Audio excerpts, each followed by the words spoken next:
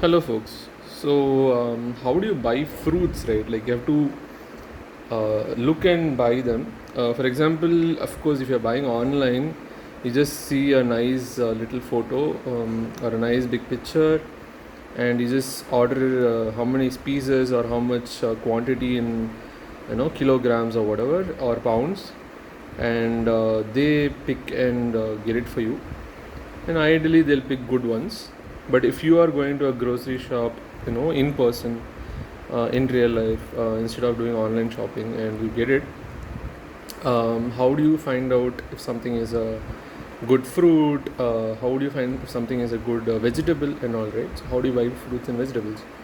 I don't know how to buy for all, like how to buy a really good fruit or a really good vegetable for all kinds of fruits and vegetables, or for all fruits and vegetables. But I know for some fruits and some vegetables, some kinds of fruits or whatever. So, for example, let's start with potatoes for vegetables. The potato has to be hard enough, I think. It's the usual potato, not the sweet potato, the brown ones. I think these are root vegetables. They are grown under the soil, and similar to potato is beetroot. So the beets are also under the soil, I think, from what I know, and even the carrots are under the soil. These have to be hard. So carrots, potatoes, beetroots have to be hard when you buy them.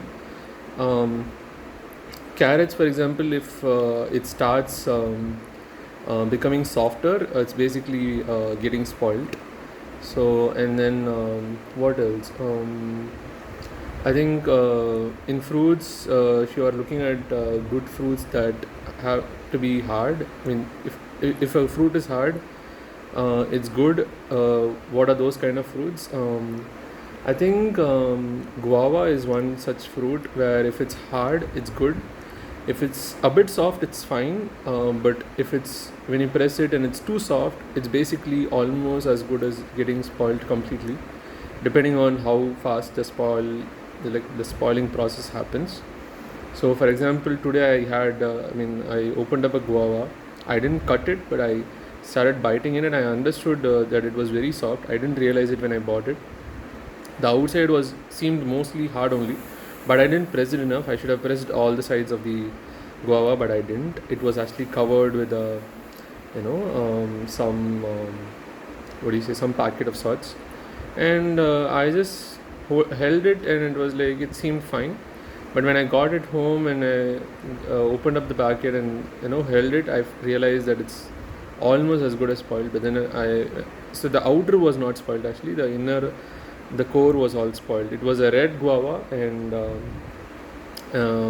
so if you see my hand is being dirty, it's because it's not dirty. It's like it's wet because I'm eating. So it was a red guava, and the red guava, the inside it was red, and that part got all squishy, and it actually started smelling sour, and it was tasting sour or a bit bitter of sorts. I got it all out. I bit a bit of the outer, and then I got all the watery core out, and I washed it up. The outer, was actually hard. I just ate most of it, and I threw the remaining. So it has to be really hard or a bit soft is fine, but too soft, it's almost as good as spoiled. So guavas, they have to be hard, and so there is this thing called chiku. I don't know what's it called in English. I think it is chiku only. In Tamil, it's called sapota. Chiku, it has to be not too soft, which means it's getting totally spoiled. It has to be a bit hard, but not too hard. If it's too hard, it means it's still a raw fruit. It has not ripened, and it doesn't taste very sweet. The natural sweet doesn't come if it's not ripened. So it has to be ripe, for which it has to be a bit soft, but not too soft. So I think some of these fruits, they have to actually, for fruits, people generally expect it to be a bit ripe, and for it to be sweet or for it to be digestible, right, or to be consumable, or else it's really hard and you can't even bite it and whatnot, or it tastes really weird and whatnot. Though you can eat it, but it won't digest much, I guess. So that's also a thing. It depends on the fruit. For example, bananas, if they are not ripe enough and if they are very raw, the digestion process will be harder. But if it's too ripe, then the digestion process is easier, but it will have more sugars because the ripening process basically ends up leading to having more natural sugars in bananas because of the biological processes that happen inside the banana as part of the ripening process. But if it ripes too much, it will basically get spoiled completely and becomes black and all that. The outside becomes black and in the inside becomes very all squishy and whatnot. So what else? Papayas, if they're very hard, they're raw fruits. So in fruits, papayas, if they're very hard, they're raw, and green, they're raw. But as and when they become more orangish, and as and when they become more squishy, they are ripening. If they become too squishy, then it's spoiled. Avocado fruits, I think they are usually hard only, but then their color changes from green to really dark brown and whatnot. Apparently, it's hard to understand if avocado is ripened or not. But if it's too ripe, you'll know because it's all dark, brownish, totally different from the dark green that you see, the outside that is. And what else? There is fig. So I just ate a fig. That's how I realized that I've never eaten much fig. So fig in Hindi it's called anjeer. I don't know what's it called in Tamil. Hindi is a language in India anyway. So fig, if it's really hard, it has not ripened and it's a bit harder to eat. But I think you can eat it. I don't know about the digestion if it's easier or not. But the outside is harder, but the inside is not that hard. But if it's a bit softer, then it is ripe, I think, and it tastes different, right? So that is for fig. And then strawberries, I think they should just be hard, not really squishy. And you can just eat them and it tastes really good. I just ate some strawberries. I've usually not eaten much strawberries. I think the same is true for dragon fruit. They have to be hard, I think. Not too hard, but of course hard enough when you hold them. If they're too squishy, I think they're probably spoiled. So that is the case for dragon fruit. They have to be hard to some extent, to a good extent. And even strawberries, I think they have to be hard. I don't think any other case is a good idea. At least I just ate some and they tasted fine, sour and all that. But they were really good. And they were hard only. Not too hard, but hard enough, yeah. So what else? I think mangoes, same thing. It should not be too soft, or else if it's too squishy soft, then it's getting spoiled slowly and or faster. And what else? I think this is true for raw mangoes and ripe mangoes and all that. Raw mangoes, I'm not sure if they get spoiled, but I think they should get spoiled at some point. But I don't know how. What is the symptom of their spoilage? When they get spoiled, what happens?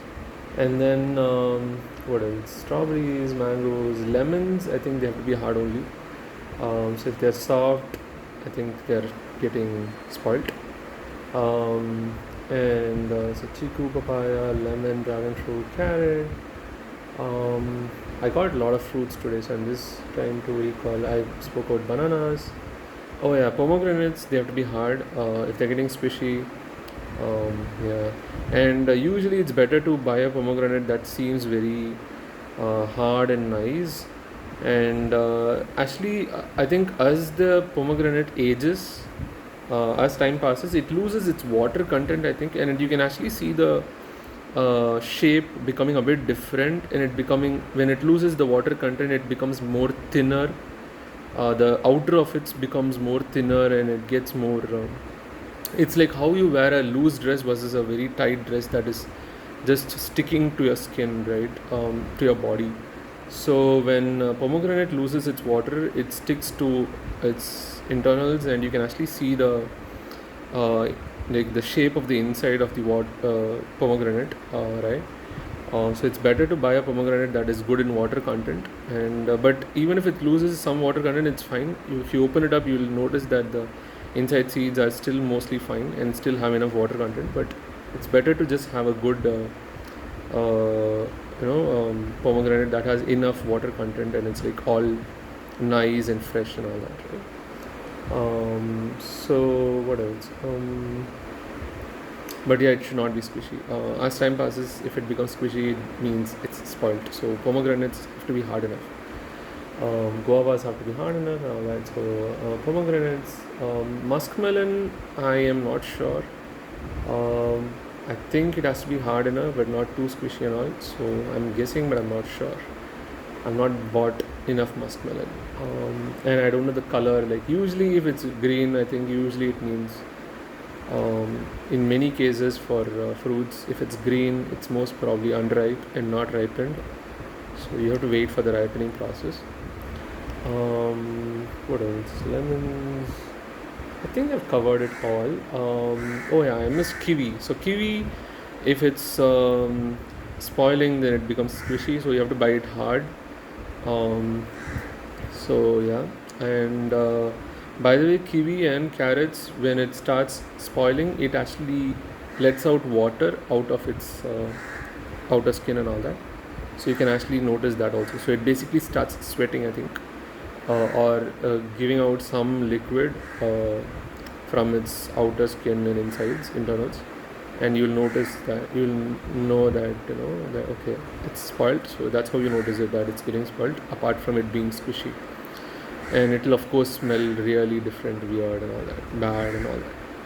Usually, you can smell a fruit or vegetable and know if it's bad, or eat it and know that it's bad because of its taste, right? If you have eaten it before fresh, so yeah. And the other thing is, you don't want your fruits or vegetables to actually get spoiled too soon. Usually, fruits, if they ripe too fast, they get spoiled at some point, right? So, if you want to slow down the ripening process, you use a refrigerator, freezer, and whatnot. Basically, you use the power of science, of course, it's all science, right? You use the power of usually cold temperatures slow down the whole biological process of ripening, spoilage, and all that. But I prefer to not refrigerate fruits, vegetables, and eat them as fresh as possible and not refrigerate them at all, which means going to the grocery shop every day. So doing grocery shopping almost every day. Very few fruits, maybe I'll just buy just enough for the day, and that's all. And usually there's an interesting thing. Apparently, some fruits put together, some fruits ripe faster, and when they ripe, they release some chemical gas, I think, or some compound, which is basically a part of the spoilage process. I think this happens for fruits and vegetables, or one of these. So fruits I've heard. So I think vegetables also will have something like this, like for its spoilage process. So as the biological processes happen, the chemical processes inside the fruits, vegetables happen, and it gets spoiled as time passes. It releases some chemicals as gas, I think. And these gases, these chemical gases or gas, when it actually say interacts or encounters another fruit or vegetable, which is, let's say, all fresh, it can actually speeden up the spoilage or ripening process of the other fruit or vegetable. So if you put some fruits and vegetables together, and some of them are actually ripe or getting spoiled slowly, or are more older than the others, and basically if you put some fruits together, some different kinds of fruits together, or same kind of fruit, say apples, all together, but some of them are ripe, too ripe, some of them are less ripe, and whatnot, or guavas, some of them, some guavas are more ripe or almost spoiled, some guavas are fresh, and you put them together in your bag or whatever, it's possible that it can affect the spoiled ones, or very ripe ones can affect the spoilage or ripening process, the speed of the ripening process, or the speed of the spoilage process of the other fresh ones. So basically they can all interact and spoil each other too much than what is expected, the usual spoilage time or aging time, and usual ripening time, right? Ripening process. So just be careful about putting your fruits and vegetables together, especially if they are all of different age, and especially if they are all different kind, and they all have a different speed at which they spoil or age or ripen, right? So these are some things to look for when you actually buy groceries and store them and all that. So yeah, that's all I had for this video. I'll see you in the next one. Bye bye.